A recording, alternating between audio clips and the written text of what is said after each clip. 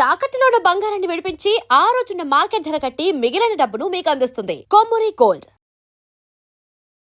నమస్తే, నేను అనిత. ఈరోజు మనతో పాటు ఉన్నారు ప్రముఖ సీనియర్ జర్నలిస్ట్ సురేష్ కొచ్చాటి గారు. సార్ నమస్తే. సార్ నమస్కారం.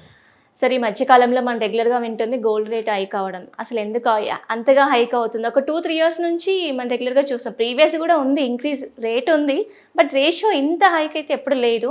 సో రీసెంట్గా ఒక 2-3 డేస్ బ్యాక్ కూడా కొంచెం డిక్రీజ్ అయిందని కూడా వింటున్నాము. అసలు ఈ ఫ్లక్చుయేషన్స్కి రీజన్స్ ఏముంటాయి అంటారు? బంగారం మీరు ఇక్కడ కొంటే, దుబాయ్లో కొంటే, న్యూయార్క్లో కొంటే ఒకటే రేట్ ఉంటుంది. ఓకే. భారతదేశానికి అని చెప్పి ప్రతి సపరేట్ బంగారం రేట్ లేదు. ఓకే. అది ఫస్ట్ అర్థం చేసుకోవాలి. ఓకే. బంగారం మీద ట్యాక్స్ ఉండొచ్చు, అది సపరేట్. ఓకే. కానీ మన దేశంలో అంత ట్యాక్స్ లేదు. ఇప్పుడు ట్యాక్స్ తగ్గించేశారు చాలా మాట. సో లండన్లో అనౌన్స్ చేసే రేటు, దుబాయ్లో గోల్డ్ సూక్లు వెళ్ళి కొనే రేటు, భారతదేశంలో కొనే రేటు ఒకటే రేటు ఉంటుంది బంగారంది. ఓకే.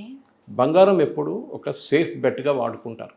మీ దగ్గర ₹1,00,000 వస్తే మీకు ఆప్షన్ ఉంటుంది, బంగారం కొందామా, ఎఫ్డీలో వేద్దామా, లేకుంటే ఖర్చు చేసేద్దామా, బంగారం కొందాం అనుకో, టీవీ కొనుక్కుందాము, లేకుంటే ఇంకేదో చేసుకుందాం. అప్పుడు డిసైడ్ చేస్తారు. ఫర్ ఎగ్జాంపుల్ పేరెంట్స్ ఉన్నారు, ఒక అమ్మాయి ఉన్నారు, అమ్మాయి కోసం ఇన్వెస్ట్మెంట్ చేద్దాం మనం, పెళ్ళికి పనికి వస్తుంది అని చెప్పి చిన్నప్పటి నుంచి. ఇప్పుడు మా అమ్మాయి పుట్టినప్పటి నుంచి మేము చేసుకుంటాం, కానీ ఆల్రెడీ మన గ్రాండ్ పేరెంట్స్ జ్యువెలరీ మన దగ్గర ఉంటుంది కొంచెం. మనం వైపు నుంచి అప్పుడప్పుడు చిన్న చిన్నగా కొనుక్కుంటుంటాం. ఇది ఎప్పుడు జరుగుతుంది. అది కాకుండా గోల్డ్ ఎప్పుడు ఒక సేవింగ్ ఇన్స్ట్రుమెంట్. రేపు ఇంట్లో ఒక క్రైసిస్ వచ్చింది, ఒక మెడికల్ ఎమర్జెన్సీ వస్తే మీకు ఫస్ట్ మీరు బంగారం తీసుకెళ్తే అక్కడ పెట్టేస్తారు. ఇమ్మీడియట్గా వచ్చేస్తుంది పైసా. ముందైతే మీరు బ్యాంక్కి వెళ్ళాలి, చాలా పెద్ద. ఇప్పుడైతే ముత్తూట్ వాళ్ళు వీళ్ళు చాలా మంది ఉన్నారు ఇప్పుడు. ఓకే, అక్కడ వెళ్ళి మీరు పెట్టేస్తే వాళ్ళు మీకు బంగారం ఇస్తారు, దాని మీద ఇంట్రెస్ట్ ఛార్జ్ చేస్తారు అమౌంట్. ఎప్పుడు ఒక అసెట్ అనమాట. ఇమ్మీడియట్గా మీరు ఎన్కాష్ చేసుకోవచ్చు. మీరు ఎఫ్డీలు వేస్తే కూడా మీరు కొన్ని రోజులు వెయిట్ చేయాల్సి వస్తుంది, లేకుంటే మీరు ఇంకేమైనా షేర్లు కొనుక్కుంటే షేర్లు అమ్మాల్సి వస్తుంది. ఆ రేట్ ఎంత ఉంటుందో మీకే తెలియదు ఆ టైం. సో గోల్డ్ ఒక అసెట్ మన దగ్గర ఇండియాలో. బంగారం అనేది ఇంటర్నేషనల్ లెవెల్లో డిసైడ్ చేసే రేట్ అని నేను చెప్పాను, మీకు ఎక్స్ప్లెయిన్ చేశాను. ఇంకోటి ఏంటంటే బంగారంకి ఆయిల్కి ఇంటర్నేషనల్ పాలసీకి ఒక కనెక్షన్ ఉంటుంది. ఏ రోజు ఆయిల్ రేట్ పెరుగుతుందో ఆ రోజు బంగారం రేట్ పడిపోతుంది. And the reverse way. President ట్రంప్కి ఏ రోజో పిచ్చి పట్టేసేదని చెప్పేస్తే ఆ రోజు బంగారం పైకి కిందకి పోతుంది. బికాస్ అమెరికన్ ఇంట్రెస్ట్ రేట్స్ ఎంత ఉంటుందో, అమెరికా ఇంట్రెస్ట్ రేట్ తగ్గిస్తారో పెరుగుతుందో దాని మీద బంగారం రేట్ కూడా పెరుగుతుంది, కిందకి వస్తుంది. మనం ఇండియా ఇంగ్లీష్లో అంటారు no man is an island అని. అంటే మనకు లోకంతో ఏ కనెక్షన్ లేదు, మనం సపరేట్ నేషన్ అంటే కాదు. లోకంలో ఎక్కడ ఏది జరిగితే కూడా మన మీద దాని ఇంపాక్ట్ ఉంటుంది. మనకి ఈ రష్యా యుక్రెయిన్ వార్ మొదలైనప్పుడు మీరు గమనించారో లేదో, సన్ఫ్లవర్ ఆయిల్ మన ఇంట్లో తీసుకుంటాం, కుకింగ్ వాడే సన్ఫ్లవర్ ₹220 కిలోకి వెళ్ళింది. 160-150 నడుస్తున్నది, సడన్గా 220కి వెళ్ళిపోయింది. రష్యా యుక్రెయిన్ వార్ స్టార్ట్ అయింది. ఎందుకు? యుక్రెయిన్ నుంచి మనం సన్ఫ్లవర్ తెప్పించుకుంటుండే, సన్ఫ్లవర్ సీడ్స్. అది ఇండియాలో తీసుకొచ్చి మన దగ్గర ఉన్న ఆయిల్ కంపెనీ దాన్ని ప్రాసెస్ చేసి సన్ఫ్లవర్ ఆయిల్ తయారు చేస్తారు. సడన్గా వార్ స్టార్ట్ కాగానే సప్లై బంద్ అయిపోయింది. సప్లై లేదు. ఇప్పుడు ఏం చేస్తారు మీరు? సడన్గా ఏదో సూపర్ మార్కెట్లో కొనలేరు కదా సన్ఫ్లవర్ సీడ్ కావాలంటే. అది లాంగ్ టర్మ్ కాంట్రాక్ట్, అది కూడా లక్షల టన్స్లో ఉంటుంది అన్నమాట.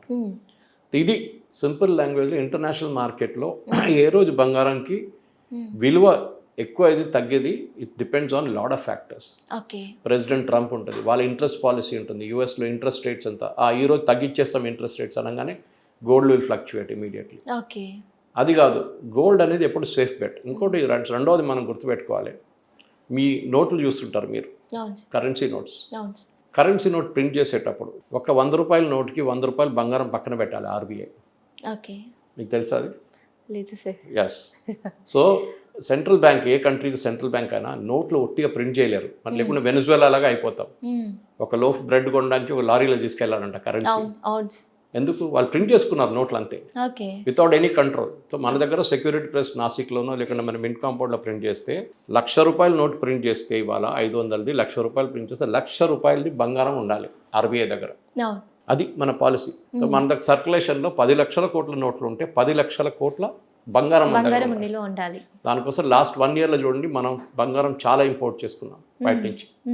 రేటు పెరిగే ముందు I think that time it was only 80,000 ఎంత ఉండే 10 grams. ఆ టైంలో మనం కొనుక్కున్నాం. ఇప్పుడు 1,20,000 అయినాయి. ప్రాఫిట్ ఆర్బీఐకి? బంగారమే కానీ ప్రాఫిట్ ఉంది. బంగారం ఎప్పుడు తగ్గదు, బిలో రేట్ అది ఎప్పుడు వెళ్ళదు. అది నేను 91లో పెళ్లి చేసుకున్నప్పుడు నాకు గుర్తులేదు, I think somebody was telling me, నేను ఆ రోజు 15 అని చెప్పాను, కానీ ఎవరో యూట్యూబ్లో వచ్చి కామెంట్ చేశారు, సురేష్ గారు 15 కాదు అప్పుడు 5,000 ఉండే అని చెప్తున్నారు. ఓకే. 5,000 కొన్న బంగారం ఇప్పుడు 1,25,000. సో అది లాకర్లో పడింది అది.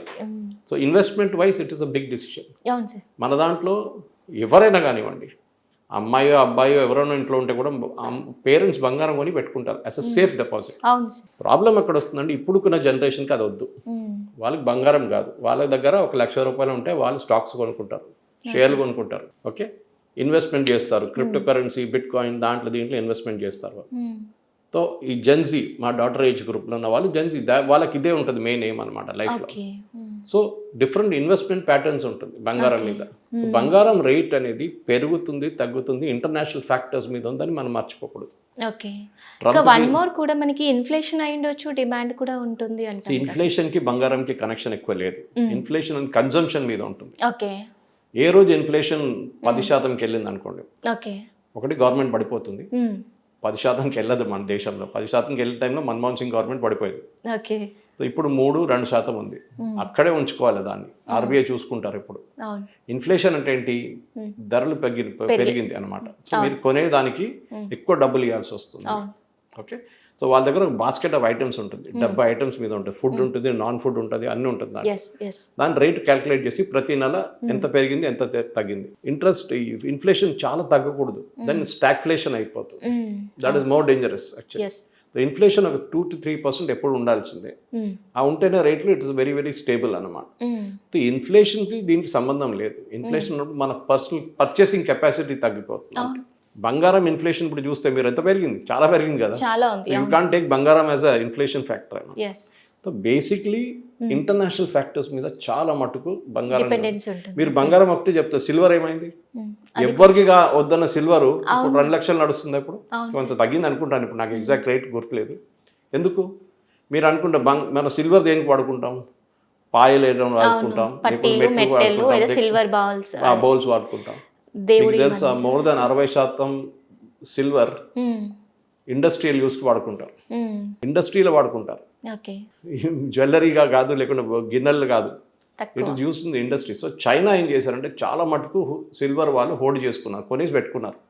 మనం కూడా తక్కువ కాదు, మనం కూడా కొన్ని పెట్టుకున్నాం. లాస్ట్ 6 నెలల్లో విపరీతంగా కొన్నాం మనం silver and gold. Silver private వాళ్ళు కొన్నారు ఎక్కువ, గుజరాత్, సూరత్ అటువైపు ఉన్న వాళ్ళు. గవర్నమెంట్ ఎక్కువ సిల్వర్ కొన్నారు, ప్రైవేట్ వాళ్ళు కొనుక్కొని వాళ్ళ దగ్గర పెట్టుకున్నారు. సో రేపు ఇండస్ట్రీ వాళ్ళు అడుగుతున్నప్పుడు, ఏదైనా ఇండస్ట్రీలో సిల్వర్ యూజ్ అవుతున్న ఇండస్ట్రీలో, ఎలక్ట్రానిక్స్లో మోస్ట్లీ సిల్వర్ ఉంటుంది, సిల్వర్ యూజ్ చేస్తారు అక్కడిక్కడ. వాళ్ళు అడిగినప్పుడు ఏం చేస్తారు, ఇమీడియట్గా ఆ సిల్వర్ కావాలన్నా మా దగ్గర ఉంది, ఇంత రేటు పర్ కిలో. వాళ్ళు హోల్డ్ చేసి పెట్టుకున్నారు, తెచ్చి లాకర్లో పెట్టుకున్నారు. వాళ్ళు కొనుక్కున్నప్పుడు 1,00,000 రూపాయలు ఉండొచ్చు, ఇప్పుడు 2 లక్షలు ఉండొచ్చు.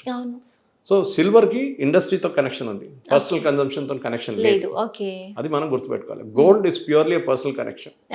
మనం మన దగ్గర ఉన్న మహిళలకి యూరోప్లో మొత్తం బంగారం పెడితే కూడా దానికన్నా ఎక్కువ బంగారం మన మహిళల దగ్గర ఉన్నారు. That is a common factor to everybody. Yes, at the same time RBI దగ్గర కూడా బంగారం ఉంది, వాళ్ళ లాకర్లో ఉంటుంది అది. సో నేను చెప్పాను చూడండి, కరెన్సీకి వాల్యుయేషన్ ఉండాలంటే బంగారం ఉండాలి, ఈక్వల్ ఉండాలి. So that is the logic behind. So మనం ఇప్పుడు ఇండియన్ గవర్నమెంట్ రేట్ పెంచిందో అది కాదు, Indian government has no connection with gold. అదంతా డిసైడ్ చేసేది ఇంటర్నేషనల్ లెవెల్. దాంట్లో బంగారం షాప్కి వెళ్తే ముందు అక్కడ బోర్డు పెట్టి ఉంటారు, టుడేస్ రేట్. ఎవరు చెప్పారు వాళ్ళకు టుడేస్ రేట్ అనేది? వాళ్ళకి ఇంటర్నేషనల్ లండన్ నుంచి వస్తుంది, అది దుబాయ్ నుంచి వస్తుంది. ఇవాళ బంగారం రేట్ ఇది. మీరు దుబాయ్కి గోల్డ్ సూక్కి వెళ్తే అక్కడ కూడా అదే ఉంటుంది. నేను వెళ్ళినప్పుడు కూడా చూసాను, దుబాయ్లో గోల్డ్ సూక్లో వెళ్తే అదే రేటు. ఇండియా ఫోన్లో చూసి గూగుల్ చేస్తే అదే రేటు ఇండియాలో కూడా ఉంది పర్ గ్రామ్. వాళ్ళ మీద ట్యాక్స్ ఉంటుంది. అవును, సమ్ టైమ్స్ మనం చూసిండే దుబాయ్లో తక్కువ ఉంటుంది గోల్డ్ ప్రైస్, ఇండియాలోనే ఎక్కువ. ట్యాక్స్ ఏమైనా యాడ్ చేస్తారు? yes, మనం అక్కడ తీసుకొస్తున్నప్పుడు కస్టమ్స్ డ్యూటీ వేస్తారు, కస్టమ్ డ్యూటీస్ చేస్తారు. సో గవర్నమెంట్ ఎందుకంటే చాలా మంది మిస్యూజ్ చేస్తారు దాన్ని. మీకు పర్ పర్సన్ ఎంత తీసుకురావచ్చు అని చెప్పి ఒక లిమిట్ ఉంటుంది. ఒకసారి 1,00,000 ఉంటుంది, ఒకసారి 1,20,000 ఉంటుంది. కొంతమంది దానికన్నా ఎక్కువ తీసుకొస్తారు. సో గవర్నమెంట్ ఏం చేస్తారు, డిస్కరేజ్ చేయడానికి ఒక డ్యూటీ పెడతారు. మీ పర్సనల్ గా మీరు ఇంత తీసుకురావచ్చు, దానిపైన ఉంటే డ్యూటీ ఉంటుందని. దానికన్నా ముందు గోల్డ్ కన్జంప్షన్ తగ్గించడానికి డ్యూటీ పెట్టారు గవర్నమెంట్. అప్పుడు స్మగ్లింగ్ ఎక్కువ అవుతుంది. మా దగ్గర కరిపూర్ అని చెప్పి ఎయిర్పోర్ట్ ఉంది కేరళలో, కాలికెట్ వైపు కేరళలో. స్మగ్లింగ్ ది నంబర్ 1 అది ఇప్పుడు కూడా. ఇప్పుడు తగ్గింది అనుకోండి చాలా మటుకు, ఎందుకంటే అప్పుడు బంగారం డిఫరెన్స్ ఉండే. దుబాయ్ నుంచి తీసుకొస్తే బంగారం, కిలో బంగారం మీరు కస్టమ్స్ కట్టకుండా బయటకు వచ్చేస్తే మీకు 5 నుంచి 6 లక్షల రూపాయల ప్రాఫిట్ ఒక కిలో బంగారానికి. అది తీసుకొస్తున్నాను పట్టుకున్నారనుకోండి, బంగారం మొత్తం పోయింది, దాని మీద వాడి మీద కేసు ఉంటుంది, ఓకే రిస్క్ ఉంది వాళ్ళకి. Okay so they will leave with the risk అనమాట. అదే ఫ్లైట్లో ఒక 30 మంది బంగారం తీసుకొస్తుంటారు క్లే పాలసీలో, క్యారియర్స్ అంటారు వాళ్ళు. ఓకే ఆ 30 మందిలో 25 మంది బయటకు వచ్చేస్తారు, 5 మందిని పట్టుకుంటారు. ఓకే సో ఓవరాల్ చూస్తే ప్రాఫిట్. ప్రాఫిటే అవును. సో ఆ స్మగ్లింగ్ ఆపడానికి నిర్మలా సీతారామన్ గారు ఏం చేశారంటే బట్ కస్టమ్స్ డ్యూటీ తగ్గించేశారు. అవును అప్పుడు దుబాయ్ నుంచి ఇక్కడ నుంచి డిఫరెన్స్ నేను ఆగస్ట్లో వెళ్ళినప్పుడు చూశాను, గోల్డ్ సూక్లో డిఫరెన్స్. మా వైఫ్ నేను వెళ్ళినప్పుడు the difference was hardly about 1000 rupees, అంతే. అంతేనా? 1000 రూపీస్ ఉండే. Okay so we bought some small thing అక్కడి నుంచి. అది కూడా తీసుకొచ్చిన తర్వాత మీరు అక్కడ డ్యూటీ కట్టారనుకోండి, ట్యాక్స్ కట్టారనుకోండి, ఎయిర్పోర్ట్లో మీకు డిస్కౌంట్ ఇస్తారు మళ్ళీ. ఓకే ఆ ట్యాక్స్ మీరు అక్కడ కట్టిన వాళ్ళ కంట్రీ ట్యాక్స్, అది మీరు బయటకు వచ్చేస్తున్నారు. సో మీకు ట్యాక్స్ డిస్కౌంట్ ఇస్తారు. మీరు రసీట్ ఇచ్చేస్తే ఓకే మీ అకౌంట్ వచ్చి పడుతుంది అమౌంట్ అనమాట. ఓకే ఇది main. Okay this is what one should learn. Okay బంగారం అనేది మన గవర్నమెంట్ కాదు డిసైడ్ చేసేది రేట్. ఓకే మన గవర్నమెంట్ ఒక రోల్ ఉంది, Hmm. డ్యూటీ ఎక్కువ చేయొచ్చు దాని మీద. అంతే. డ్యూటీ చేయకుంటే స్మగ్లింగ్ తగ్గుతుంది, కన్జంప్షన్ పెరుగుతుంది. ఓకే అది మెయిన్. ఓకే ఏ రోజు ఆయిల్ ప్రైసెస్ తగ్గుతుందో, ఆయిల్ ప్రైసెస్ ఎక్కువ అవుతుందో, ఆ రోజు గోల్డ్ ప్రైసెస్ కూడా వేరీ అవుతుంది. ఓకే అక్కడ variations Trump interest rates, Trump దగ్గర ఉన్న ఇన్ఫ్లేషన్, యుఎస్ జాబ్ రేట్స్ అంతా గోల్డ్ మీద ఉంటుంది. ఓకే రష్యా యుక్రెయిన్ కొట్టుకున్నారు, మళ్ళీ గోల్డ్. ఓకే ఇరాన్ మీద బాంబు వేశారు, మళ్ళీ గోల్డ్ పైకి వెళ్తుంది. ఓకే సో ఇదంతా ఆయిల్ ప్రైస్ పైకి వెళ్ళిపోతుంది, అప్పుడు గోల్డ్ పడిపోతుంది. అంతే sir. So this is why it అనమాట. సో అర్థం చేసుకోవాలి, ఇది ఓకే ఓకే మన గవర్నమెంట్ని బ్లేమ్ చేయకూడదు. It is decided purely on international level అనమాట. ఓకే చాలా thank you sir. Gold rate hike అవడానికి రీజన్స్ ఏంటి అనేది చాలా క్లియర్గా చెప్పారు. Thank you so thank you much. Very much.